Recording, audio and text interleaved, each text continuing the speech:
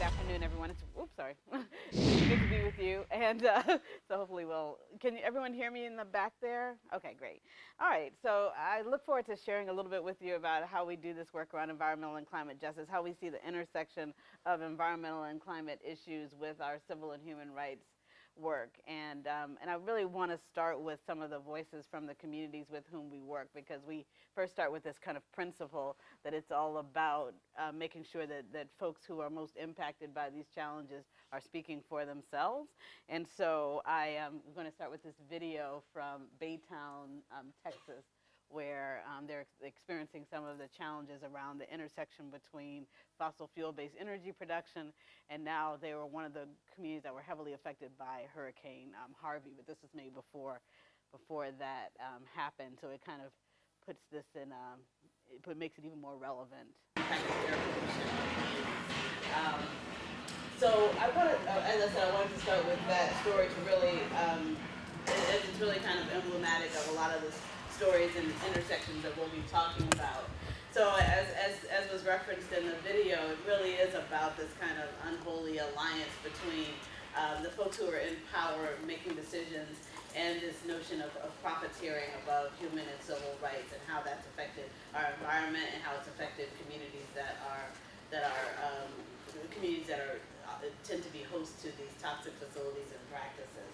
When we talk about the commons, we're talking about things like food, water, energy, all the things that we need for life, and the way that we produce these things and process these things are more likely to disproportionately impact low-income communities and communities of color. So whether it's our energy production processes, where we have a place like Houston, Texas, where I just came from, in the post-Harvey context, where they have such a pro-business attitude in terms of city government that they don't have any zoning laws whatsoever in Houston. So you have an oil refinery right next to a home or a school or whatever, and it's deeply integrated into these communities, and the communities that are tending to live next to these oil refineries are communities of color and low-income communities.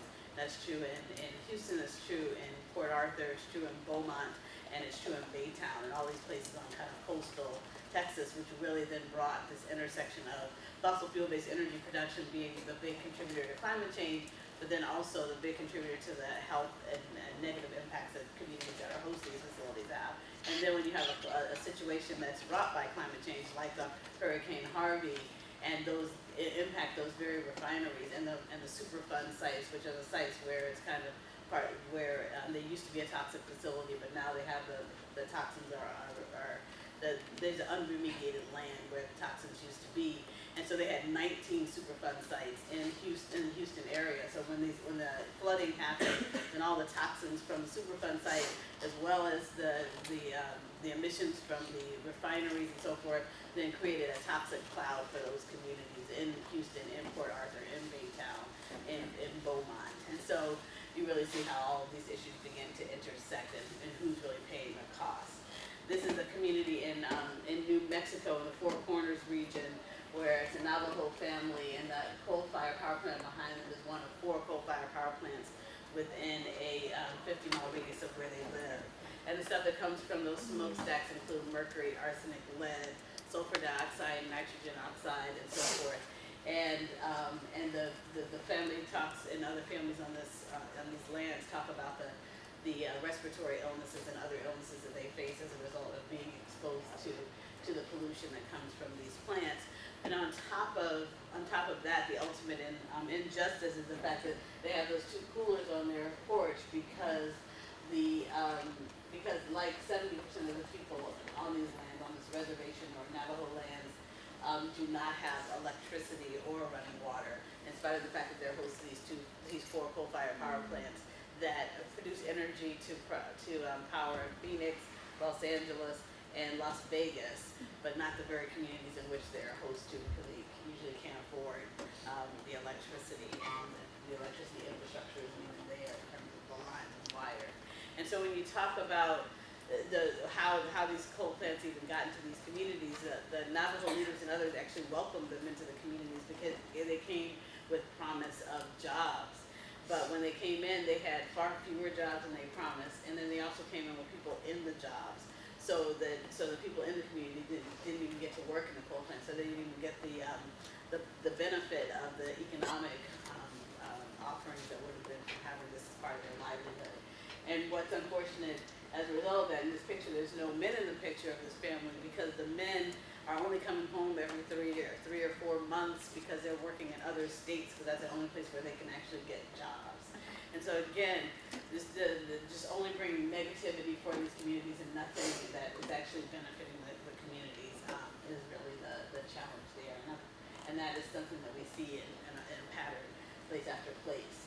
And so this is the Cesar Chavez High School in Houston, Texas, where this oil refinery is one of 5 oil refineries within a 10-mile radius of this high school.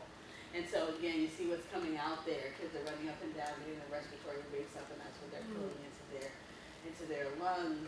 And it's a school that's largely, like the community, largely African American and Latino population at the school. And this again is a pattern that we see intensely in Texas, but also across the country.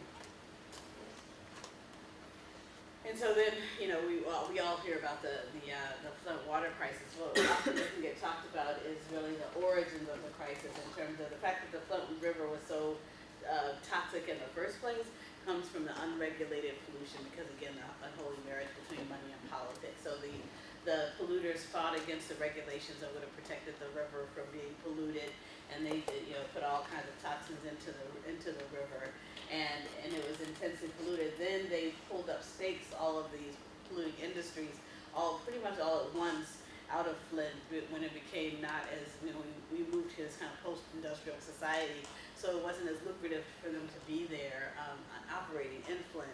So they pulled up 85,000 jobs for a community of 200,000 people and left the community in utter blight, the city in utter blight. And therefore, that's how they got into such a situation where the intense disinvestment meant that they didn't have the revenue to be able to run their infrastructure and so forth in the community. And so they were left vulnerable for what they call the Emergency Financial Manager Law, which was imposed by the state. And so then we had this displaced democracy where they set aside the mayor, they set aside the city council, and the person in charge, this emergency financial manager, his only mandate was to make decisions that would balance the books. It was only financially based decisions as opposed to really thinking about human rights and the impacts of those decisions. And so that's how we got to the flood water crisis. And then unfortunately, there's so many other cities that are in similar circumstances because that's often the way we make decisions in terms of financial. And so this is from the International Forum on Trade Globalization. And so it really kind of points out how some of these big money players and the agenda that they have it often influences everything from our courtrooms to our think tanks to even some of our academic institutions that they put in major contributions to the media, and also they put a lot of financial contributions into our policymakers. And so this is where we see this agenda where we can have a place like Houston where there's this mix, where there's no zoning laws, or we can have this rollback of clean air laws and other provisions that we can have kind of not moving forward at the pace that we can to move towards clean energy and more energy efficiency. And so as a result, we have kind of this displaced democracy, even nationally, in terms of who's in office and what the extent to which they actually feel accountable to us as constituents versus the folks who are financing their campaigns. And so as a result, we see not only that the drivers of climate change are disproportionately affecting communities of color and low-income communities, but even the impacts are on communities. For example, the shifts in agricultural yields. We have communities that already are more likely to get their food from a corner store than they are to get them from a grocery store or certainly a farmer's market. Then this is only worsened as we have the shift in agricultural yields and nutritious and affordable foods are not available. So you have people whose diets are just comprised of sugar, of sodium, and of preservatives, with not only things that are good for you, but things that are actively bad for you, especially since chronic health conditions are disproportionate in these communities. And then we have the other impact of climate change is the extreme weather events, which we're seeing right now, and which we've seen over the years, and the human impact, not only loss of life and so forth. This is show this picture of the Clark family where they had saved up and retired and literally and they had saved up and they had just, bought this home, or they had saved up and built a home, and, they finally got into a place where they could move in 8 months before this disaster happened. And literally in a matter of seconds, their dream home that they had saved up for all these years was gone, and they didn't have any insurance, of course.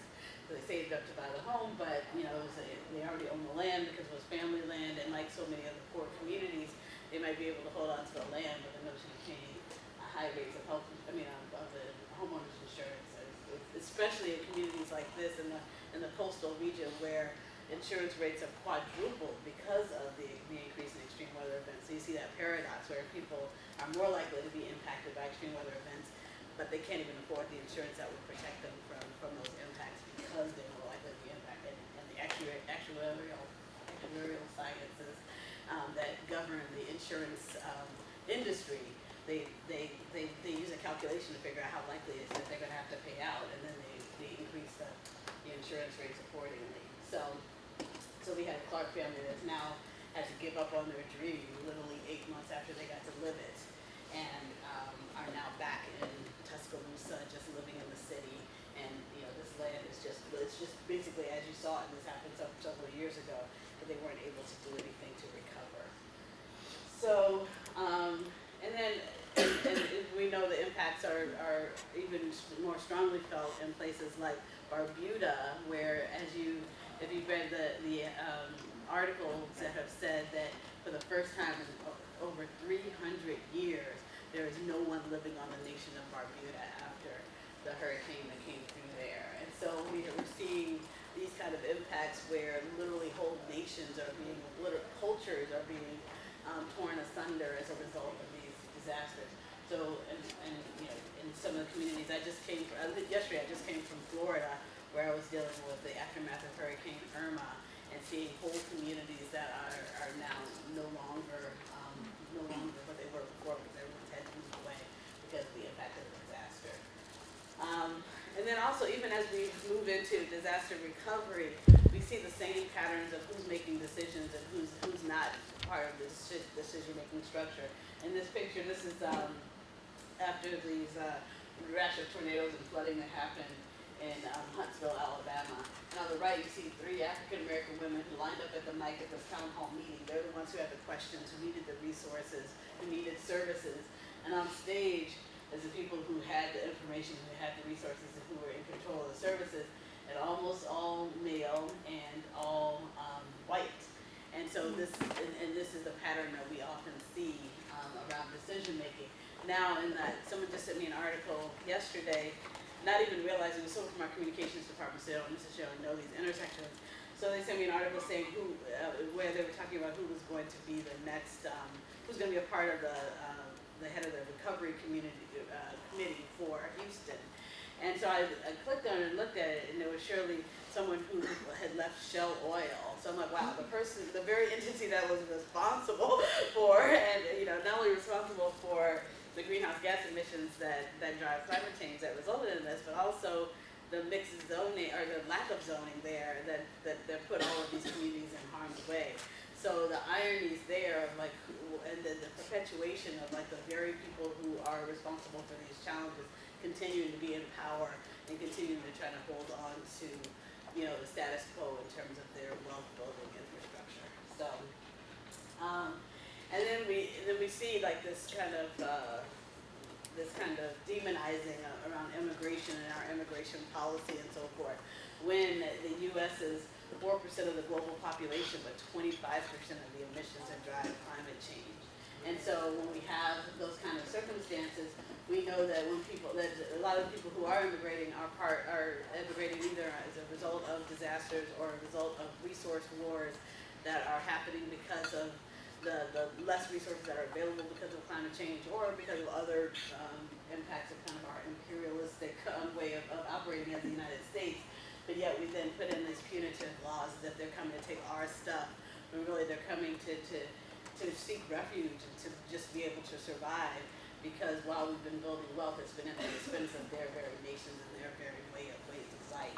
And so this quote from Warsan Shire, a Kenyan-born Somali poet, really struck me in terms of what really drives people to immigrate. You have to understand that no one puts their children in a boat unless the water is safer than the land. So as we think about even trying to resolve the situation, to move away from these toxic policies and processes that have gotten us to where we need to get, gotten us to where we are, and we need to move to where we need to be in terms of having a more sustainable planet, we have these proliferation of false solutions. Where there's a quote from Winston Churchill where he says, one thing you can count on with the U.S. is that they'll always do the right thing once they've tried everything else. And so as this is another quote from Martin Luther King, all progress is precarious and the solution of one problem brings us face to face with another problem. And so when we have like these false solutions that we're raising, whether it's population control as a way to address climate change, we just, it's okay if we have these shrinking resources. We just need less people to use these resources so that, but of course, they're often, these population control measures are often being visited on communities in the global south or countries in the global south. When really, and I'd done a presentation at the Calvert Investment Group, and they were talking about what kind of changes we need to make to be resilient to climate change. And so I was talking about all these different measures that we're doing around growing local food and so forth, all these things. And then in the end, this guy says, oh, I'll talk about the elephant in the room. What about population control? And I'm like, well, I would consider that to be an elephant in the room. Because he was really saying that we should advance population control.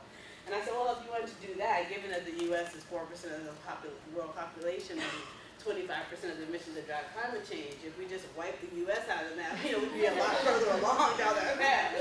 And so people all apologized to me afterwards for his but it was kind of crazy. But and then the proliferation of fracking now, and how as a solution to coal burning, when that's just going to bring another set of problems that we have. And we have people like Halliburton who literally put in for an exemption from the Safe Drinking Water Act for fracking.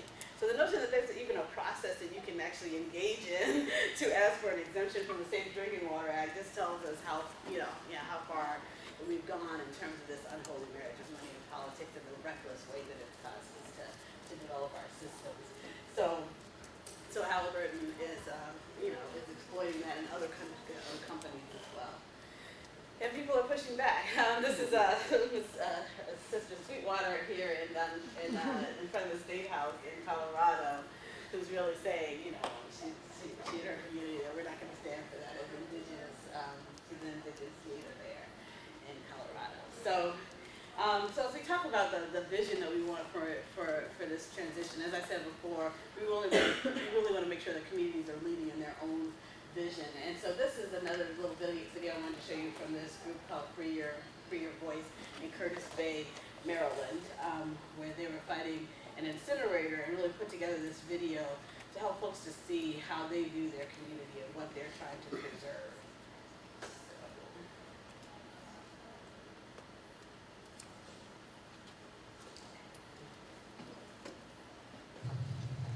My name is Destiny. I was born and raised in Curtis Bay, a tight-knit community in the city of Baltimore. Curtis Bay is my home, and it means a lot to me, which is why I want to show you what it's like to live here. Here's my high school.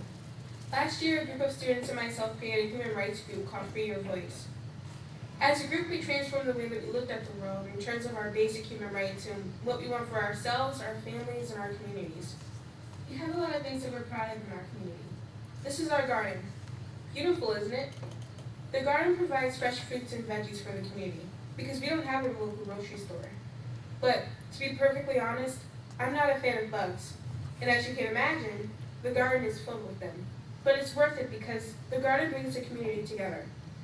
A lot of students from Curtis Bay Elementary School and community members helped to build it. We made the garden from the ground up and we're all really proud of it. It's something we can call our own. Now I want to show you our park. A park can serve as a kind of sanctuary, a safe place where children can have fun and be themselves. It's kind of like living in your own little universe, a place where the ugliness of the world isn't allowed. All communities should have this, but we don't. Come on, there's one last place I want to show you.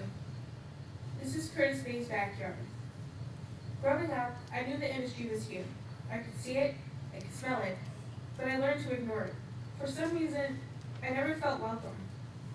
I wonder why. Over time, it was almost as if it wasn't there, but it is. Curtis Bay and communities surrounding it are suffering on a daily basis. The pollution threatens our health and our environment. We know the air we breathe isn't clean. We know this, however, we lack answers to basic questions about how bad it is. What's worse is that we often don't play a meaningful role in any decisions that affect us. And the only ones who seem to be paying any consequences are our community members who have to breathe the air. We suffer the most. Despite the pollution in the industry this community already has, there's a plan to build the nation's second largest incinerator, less than a mile away from our school, our garden, and our park. The last I checked, Curtis Bay is a community just like any other. People live here, our children, our families, our friends, and I feel the sanctity of human life is not being acknowledged or respected. All of this makes it feel like community members don't matter and are irrelevant, and that we aren't humans at all. But we are. I'm human, all the people of Curtis Bay are humans, and as humans, we have a right to fair development that respects our rights and puts community needs first.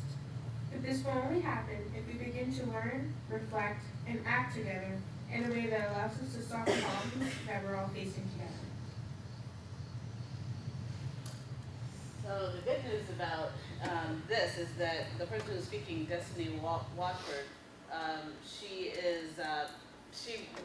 the campaign that they advanced, which included making sure that the community knew what was happening and engaging with their policymakers, attending all the permit hearings for the incinerator that she talked about they were proposing, though it would have been the second largest incinerator. The result of their campaign is that they won, and so they did manage to get the permit denied, so they do not have that incinerator in their backyard. And the other great thing that happened is that Destiny Watford ended up being the youngest recipient of the Goldman Prize, which is, if folks don't know, it's kind of this kind of Nobel Prize for environmentalists that was put together by this family called the Goldman family. And so she won $100,000 for her community efforts, and so that's great news for her, and that's really the power of organizing. I mean, really this youth-led group was the engine behind the organizing, so it's fantastic. And so as we talk about it, as she talked about the beloved community, she talked about what her vision was of the beloved community, and she also talked about before their activism feeling left out of the decisions that were being made. The people who were making decisions were the ones who were least impacted by those decisions that were being made. And so you see that as a theme throughout our whole conversation today. And so the threats to the beloved community, in a large sense, is about democracy and our ability to really be in the driver's seat in terms of self-determination. And these are the rights that we find are violated. A lot of times in the U.S. we talk about civil rights, but we don't really talk so much about human rights, and most folks wouldn't even be able to name our human rights. So I'll put them up there to remind us what our human rights are. It's a lot more discussed internationally, and it's like an international issue, human rights, which is appalling.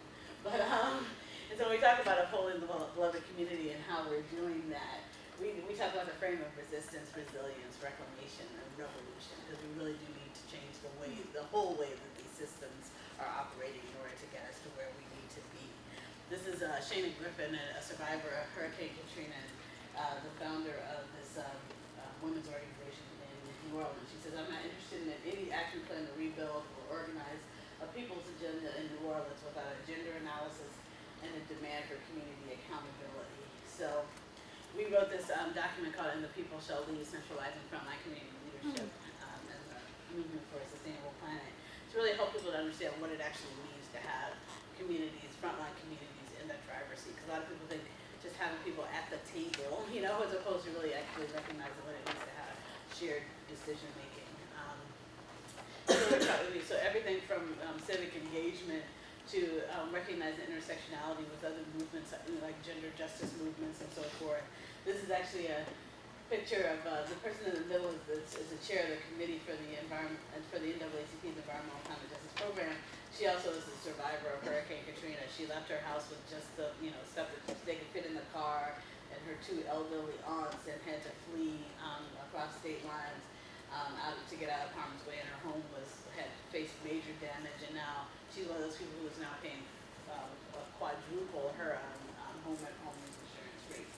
But she's standing there between two women who were from who are from Tacloban in the Philippines.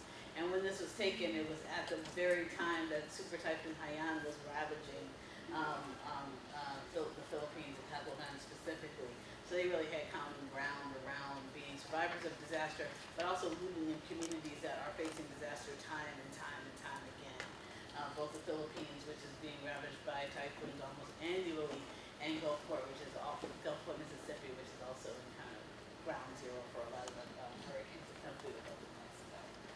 And so when we talked before about the person in the first video referenced Black Lives Matter, we at the UN Climate Talks in Paris staged a Black Lives Matter action, because whether people are being racially profiled and shot down in the streets, or whether people are dying the death of 1,000 cuts for being next to an oil refinery or a coal-fired power plant or a landfill that is leaking into their water supply or an incinerator that's polluting their air, it's still being unfairly and disproportionately targeted and in a way that results in loss of human life and compromised lives.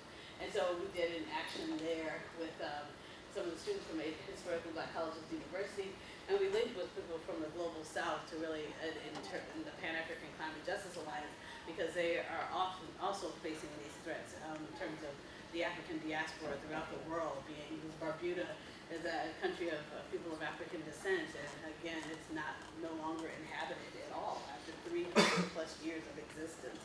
And so we're really facing kind of the, again, loss of culture, in some cases genocide in some ways, because of the extremeness of the disproportionate impact and the loss of lives. We saw 1,800 people who perished after in the aftermath of Hurricane Katrina, and largely African American in that context. So when we talk about just transition and where we need to go, this is a strategy, a framework that's put together from a number of frontline groups through this book. It's called the Our Power Campaign. We talk about the need to move from an extractive economy that's based on exploitation, domination, and so forth, to an economy that is a living economy that really values deep democracy, that values regeneration, cooperation, and so forth. And so this is the work that we're doing to get there, both in terms of changing policies, but also changing hearts and minds, really starting to develop 1,000 points of light at the community level and start to model what it can look like if we make this transition. So whether it's growing our own food in Kisumu in Kenya, or growing our own food in Kansas City, in Kansas, where they are on one side tilling the soil to grow their bounty, and on the other side they're actually enjoying the fruits of their labor through a collective community process of growing food together. And this is another little musical interlude for us from the Appetite for Change, which is out of Minneapolis, Minnesota. And so just so you know, at some points during the video they talk about AFC, and so when they say AFC they mean Appetite for Change. That's not as really clear as I've learned now that I've shown this a couple times. But it's a very impressive where, again, these youth are growing their own food, and that through culture work they're kind of really telling us what we need to do in terms of making this transition from the food that's harming us to food that's life-giving. And I thought they were extremely talented, actually. And so they do it through a bit of a dramatization as well.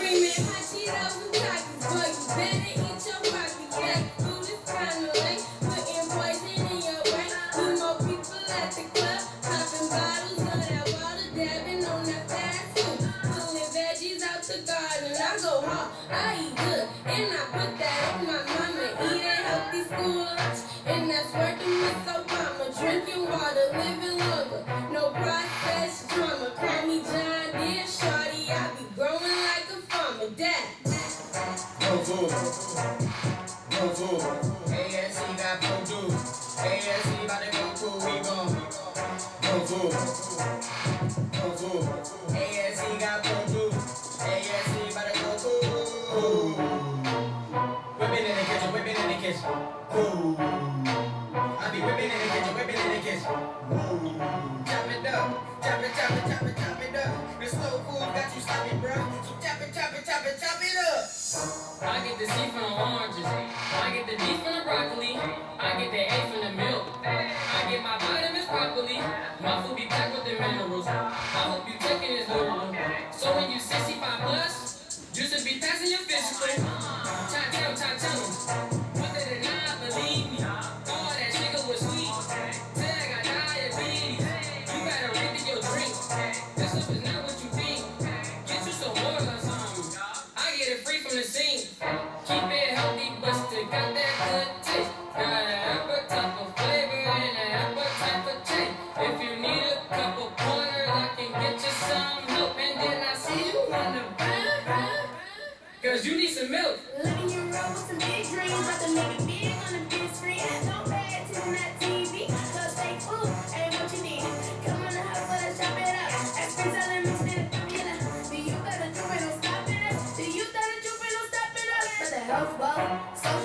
my fruits and veggies be off the chain. Want real food for real people, better break it back. Cafe, you money, run money, that's all I need. Get the green, got clean. Wanna make 100 meals, gonna cook 100 meals, 'cause my people gotta eat. Real food. Real food. ASC got produce. ASC about to go cool, we gon' real food. Real food. ASC got produce.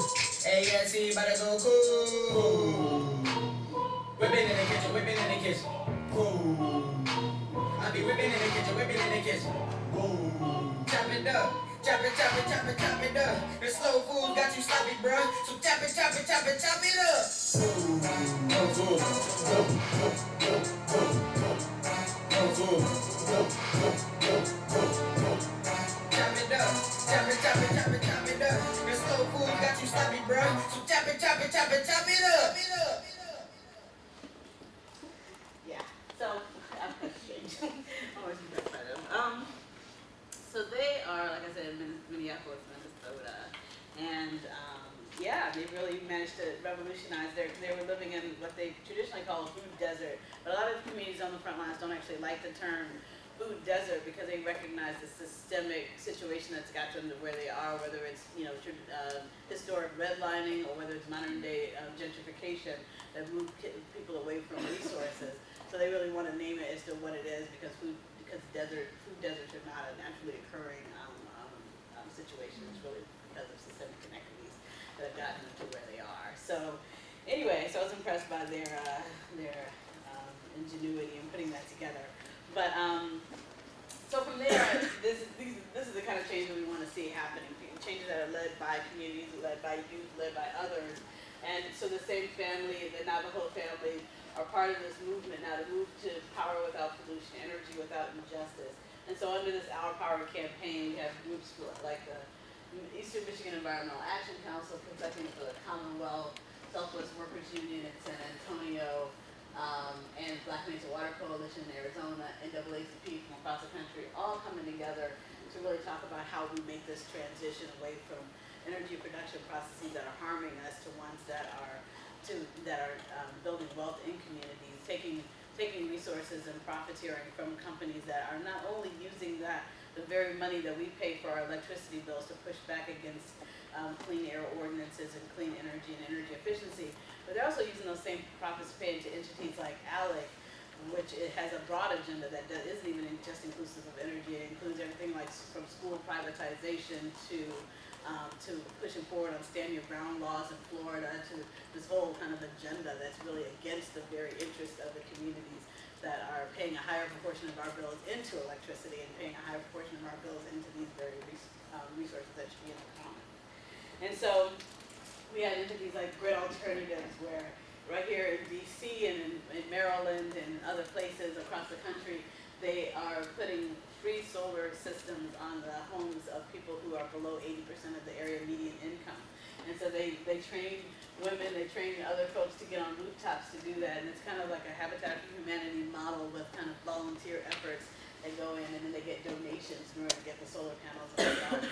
We were doing the energy justice training, and one of our NAACP leaders was talking about how she had her electricity cut off by the electric company because they were making her pay these high deposits. Like she got behind on her bills, and so they had her paying these exorbitant fees to get her her electricity cut back on.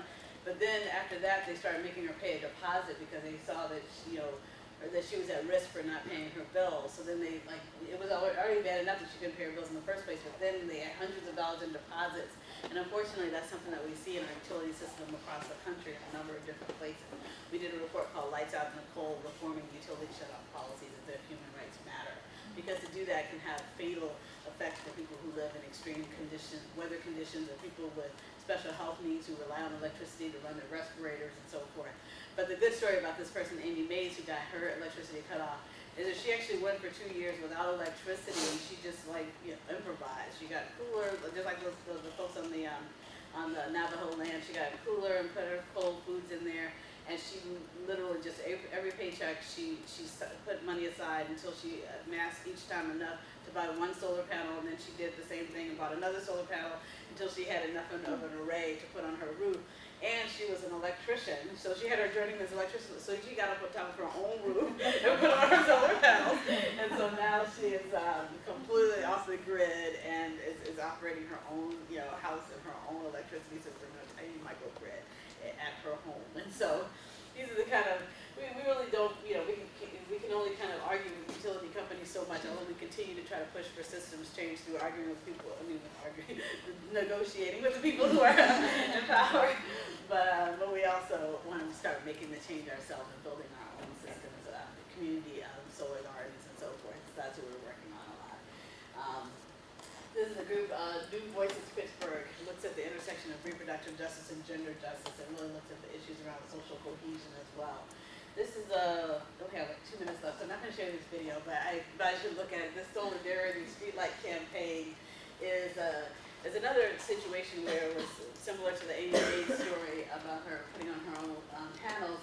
This is in Highland Park right outside of Detroit. And they had their electricity, their street lights cut out in their neighborhood. So they were literally in the dark. And Detroit Edison not only cut off the street lights, but after a while they came back and they took away the poles because they decided they were never going to be able to pay their bills. And they were like, well, why should we leave this infrastructure here that we own? We're going to take that back as well. And so this community got together and crowdsourced. And similarly, they just went without for a while. And then they crowdsourced and took that revenue and used it to get poles and then put like little solar street lights. And so now their whole community is lit up because of the power of community action, collective buying, and now they own their infrastructure. So nobody's going to have the power to take it away from them because they have autonomy. So this is kind of the move that we want. So just wrapping up, the videos that I showed you and the one I would have shown you there if we had time are really the power of kind of making sure that this story gets out there so people know that it's possible to make these changes, shifting away from burning energy in a way that harms our community, shifting away from creating food in ways that are, and having this kind of food apartheid where some people can get good nutritious foods and others can't, from having waste go into landfills that can get into people's water supplies and burn through incinerators that harm people, then we can really make this transition and communities are already doing so. And so through showing those videos, I really want to make sure that we model this, both the telling of the story, but then also who tells the story and how it gets told. And so I want to wrap up with this kind of notion of telling our own story and what that means. We often talk about the way people, who tells the story makes a difference. This is an African proverb. Until the lions write their own history, the tale of the hunt will always glorify the hunter. And similarly, on a humorous note, I was watching Saturday Night Live, and they were talking. There was a weekend update. If people know Saturday Night Live, and they, of course, it was a fake news story, but they were saying that a hunter had killed a deer, shot a deer.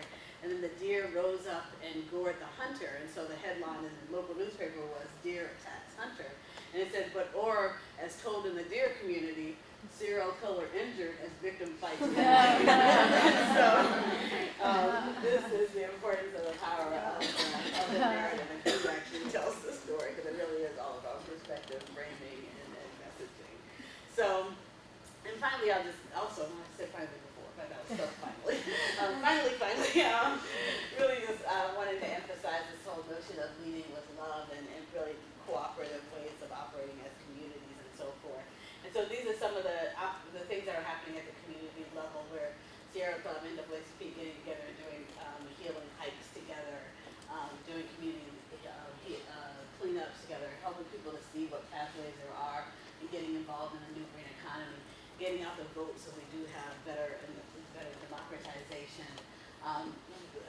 implementing zero waste campaigns so that we do move away from burying and burning waste to recycling and ways that create jobs, pushing for green schools so our kids are having more energy efficiency, less indoor air pollution, eating healthy foods at the community level, having community-owned solar co-ops, local food movements, eco-districts, which is kind of putting all these things together. CERT stands for Community Emergency Response Team, which is more important now than ever. The NAACP is making a commitment that every branch out of our 2,200 branches is going to have a Community Emergency Response Team. Running for office ourselves so that we can change who is making these decisions. And if we really, get out the vote and run for office, and then we can start to have more of an inclusive democracy, and so forth and so on. So this is a quote from Martin Luther King: "Power at its best is love implementing the demands of justice. Justice at its best is love correcting everything that stands against love." So wrapping up with just kind of this interconnected that we have. This is a group called Sustain Us that was in the UN climate talks, really recognizing the interconnection of us all. And with the words of Ben and Jerry. So thank you very much. It's my information. Thank you so much. One of the things I wanted to know more about your thoughts on are animal agriculture and the effects on marginalized communities, particularly like in North Carolina, like these pig farms and what we can do to, eat greener in this way. Mm-hmm. So yeah, there's a lot there. So I have a whole, when I do kind of my hour and a half long presentation, there's a whole section on this whole issue of CAFOs, what they call commercial animal feeding operations. And as was referenced, whether it's in North Carolina, South Carolina, I think in Alabama, but North Carolina, South Carolina intensively, but here in Maryland, or not here, but in this region, in Maryland, they also have these commercially animal feeding operations, and communities suffer from it, from everything from the noxious odors to the waste and how it gets into waterways and to some extent gets into some of the water aquifers, and then the animals themselves, and these are very inhumane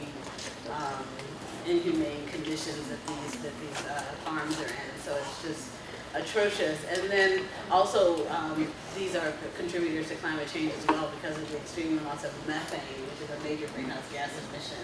So for the sake of the communities, for the sake of the animals themselves, for the sake of the environment, we really, we need to have, at minimum, better regulation of those operations, but then ideally just moving away from such an intense need that we have as a society for animal, for meat basically, because it is.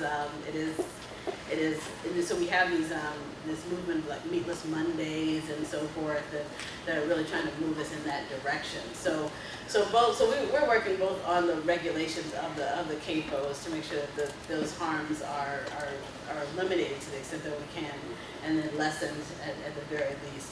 And then also pushing for diets that are, because it not only for the environment but also for our well-being. As we know, there's many studies that talk about the harms of extreme meat consumption. So that's something that we're helping. And we actually had this group called the Land of Kush that came in and did a vegan demonstration in our office, and people were shocked and amazed by how much they enjoyed the food there, because they really expected the absolute worst, and their first bites were extremely tentative, but they really enjoyed it. So we have some folks who are moving more in that direction in terms of like saying, okay, well, I'm going to try this for these certain days, I'm going to start to experiment with this in our families and so forth. So we're seeing some progress there, and we show films like Food Inc. and Cowspiracy in our own office to help people start to think about these changes as well. So, Hi, I really appreciate your presentation. My question: I've really been into the work of Naomi Klein recently, who talks a lot about. One of the things she's saying right now is not only is the media not talking about how these hurricanes are the result of climate change, but they're also not talking about how what happens not only before the hurricane but after the hurricane is really an issue of income and race. Can you tell us your perspective on how even MSNBC and CNN aren't using the words climate change, let alone income inequality and race? And can you tell us your perspective about what's going on in the media and how we can bring this information out more? Yeah, so long story short with that, so this is why I talked about changing the narrative and really beginning to tell our own story, pushing out our own narrative to the extent that we can, and thinking about ways that we can, because really the media doesn't have its own agenda. They respond to what they think we're going to be interested in hearing. So we need to, as a populace, push that needle along ourselves. So that's one thing. But then there also, you might have seen as one of the tentacles on the Koch brothers slide is media manipulators. And so there is that aspect as well in terms of the way some of the folks who are controlling the media in their investments or so forth, they suddenly drive what gets featured. And so that's one of the ties that we need to actively work on cutting in terms of, and part of that is trying to move that wealth away from those entities that are going to drive that. It's going to be harder otherwise. And then also really, so with that, we're really pushing out narratives by engaging youth in telling their own story. By, you know, we have a contest, a video contest called Don't Believe the Fossil Fuel Hype, where youth are putting together videos like the ones that you saw, really telling the story of how the fossil fuel companies are trying to manipulate our communities and so forth. We're working with, you know, whether it's film schools or communications departments. I just did a long lecture with the communications department at UC Santa Barbara, and really working with them on how they can be a part of moving this narrative. So narrative shift is kind of a big part of our strategy for, you know, for those reasons, because it really is, that's what we hear the most of in terms of whether it's CNN or NBC or all these different groups. So we have to be strategic about changing what they're saying. They're filling our ears every day, all day. So, thank you for that question. Yes. Hi, how would you suggest, or how would you recommend addressing the impact of climate change in communities where lots of the members don't believe that climate change or exists or believe in its impact? I mean, so for us, we're less invested in having them admit to climate change as much as we're invested in having them talk about what's happening in their communities and how they can change it. So we just kind of stick to that in communities that we're working with, particularly some of the communities in the South and so forth, and some of the communities in different places where there's heavy impact but a lack of acknowledgement. So we kind of just talk about, oh, okay, well, how are we going to address these disasters, or how are we going to address this pollution, and the fact that, you know, when you look at a county that doesn't have this polluter in its backyard, this is what their health outcomes look like, and this is what your health outcomes look like. When you take that respirator away from your mouth, you can respond to my question. You know, and so we actually point out, help people to kind of see what's going on, how they can address those things directly, as opposed to trying to help, because climate change has become this political football, for better or worse. And so we have to make sure that we're not forcing people to take on a political agenda just to address the threats that are happening in their communities. So that's what we focus on. And then, you know, we think that as we do that, and pretty soon it's not, I mean, more increasingly, it's not something that people can continue to deny. If you have someone like Chris Christie, who was very much 100% on board with the conservative agenda, but when half of the state was almost wiped out by Superstorm Sandy, then you find him start talking about climate change. You know, so people, unfortunately, and it again goes back to that quote of Churchill that says that you can always count on the U.S. to do the right thing once they've tried everything else. So finally, we'll get to the point when we admit it, that that's what's happening. Well, unfortunately, that could be too late, because that point of kind of reaching rock bottom is when people really start to admit what's going on. So in the meantime, we have to really just meet people where they are and get them to make the changes from where they are, as opposed to trying to force people to make quantum leaps in their belief system. With what's going on right now, I don't know if everybody can hear me. I'll just, if you don't mind, step over here. With what's going on now, with all of these hurricanes, and I believe in climate change denial. I mean, what's going on right now really is this narrative that you're talking about, climate change denial. I have a very good friend and colleague for 20-something years who says, I'm not really quite sure if climate change has to do with humans, but you know, when we're trying to get that message out, someone was mentioning about how do we make our communities more aware. What are the scientists? I mean, the scientists right now are basically being thrown under the bus right now, okay? But it's really going to be the scientists that can create a narrative that can sort of address from many different perspectives, whether it's education, economics, to make people understand that climate change is being affected by humans. And while someone sitting in Coscob, Connecticut might not understand that because they don't feel that they have a relative or a friend that has probably been affected in Miami or Georgia or Texas to what's going on. So how can we use that?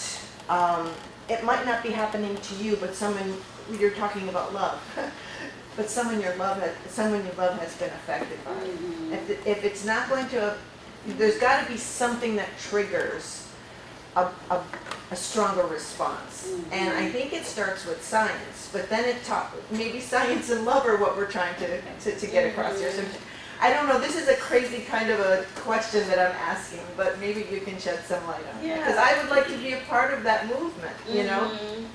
Yeah, I mean, we always talk about shifting hearts, shifting minds, and then shifting kind of policies and practices. And I think what you talked about is that, and shifting hearts is through love, you know, and through, you know, caring and sense of, and values, really. And so that's why we talk about, even talk about values voters and so forth. And so if we help people to kind of see how something connects to their core values, and this is where you even see shifts in like evangelical or conservative, you know, because we kind of say, well, all right, you know, we see your political leanings around certain things, like, so you may have political agenda, like certain people in things down party lines, and if climate change is kind of right alongside abortion, you know, for someone who's a conservative Christian, then, you know, so people feel like they have to kind of buy the whole thing lock, stock, and barrel in terms of actually recognizing, you know, that these things exist, not necessarily independently, but, you know. So one is to really speak from a value standpoint, where we have people like Richard Cizik, who used to be the head of the National Evangelical Association, but who really made a major transition around climate change once he started to see what was happening with his constituents, once he started to think about his grandchildren and so forth. And so that, I think, is where we talk about love and shifting hearts. I think the science piece is important in terms of like the data, but the scientists aren't the ones who are going to be able to convince anyone who's not. Because, yeah, so we need to marry the sciences with the communicators, and that's what I was saying before in terms of like the communications piece. But then also, yes, go ahead. Sorry about this. In my last class with Professor Nicholson, it was global environmental politics. And one of the pieces that we had to read was about a political argument that was going on back in the 80s when climate change started to become part of the political agenda, mostly through the Democrats. And it was through a Republican, the Republicans, I mean, and I love this, Republicans basically said, we're not going to win if we have some of the Republicans waffling with the Democrats that climate change actually exists. There was a strong communications specialist, his last name was Luntz, and he worked with the Republican Party to say, you've got to be on board even if you're not on board, and everybody has to have the same message. What I got from that is, we know that whatever party you vote for, or whatever party you believe in, whatever idealist, you know, ideas or thoughts that you have, climate change exists. And so we all know that even if the Republican or the right side of our political leaning says, no, climate change doesn't exist, we know that they're not, as humans, all believing what they're saying.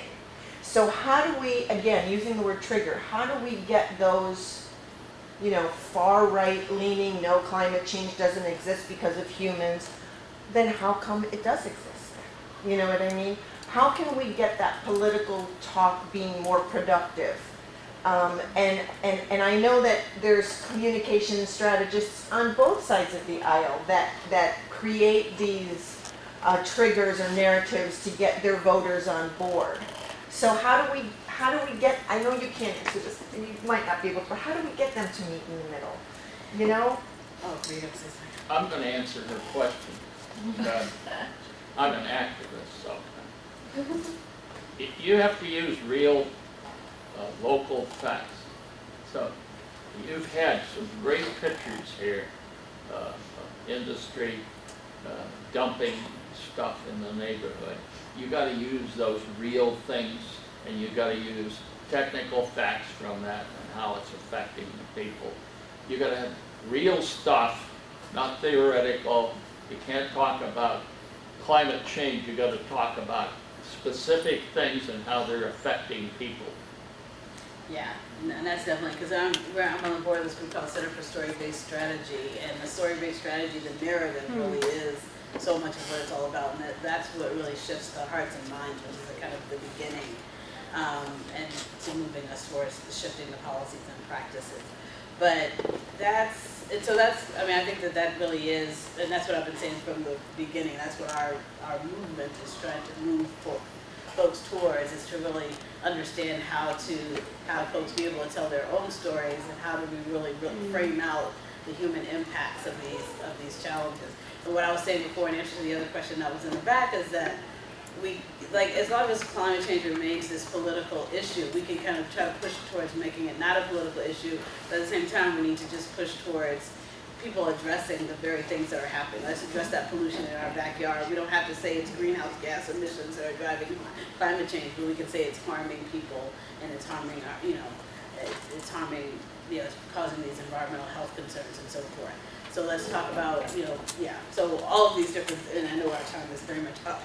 So we both kind of try to shift the narrative, and then we also try to deal with like the reality of what's actually happening in communities in order to move these practices. So I would end on that. So let's give Jackie a big hand.